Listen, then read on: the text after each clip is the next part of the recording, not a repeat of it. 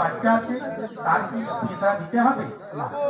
তার ফিতরা লাগবে না, যখন বাচ্চা ভূমিষ্ঠ হবে তারপর ফিতরা লাগবে। এটা আজকে হয়েছে ঈদুল আলহামদুলিল্লাহ, ইয়া উত্তম মহাপ্রদস্ত বুঝবো এটা ওয়াজিব বা ফরজ দিতেই হবে, নাহলে আপনি বলে রাখুন।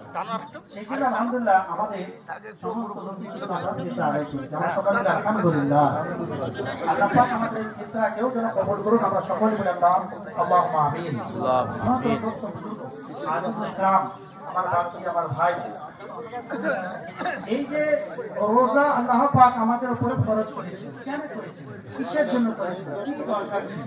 সকালবেলায় আপনার চোখের তারিখের আগে আমরা আহার শেষ করি, শাহরি রমাদান আমরা এই যে নিয়ত করে রোজাটা রাখি এবং আল্লাহ তাআলা সন্তু আলা রিজকিকা আমাদের আযান হয় বা হুকুম হয়, এখানে জায়গা আছে, ভেতরে জায়গা আছে, অনেক জায়গা আছে, আল্লাহ পাকের হুকুম হয় যে বান্দা তোমরা কি বাস করে নিস্তাই করো, আচ্ছা তোমরা কি খাও এ মামা এদিকে সেই দিকে অনেক জায়গা আছে, অনেক জায়গা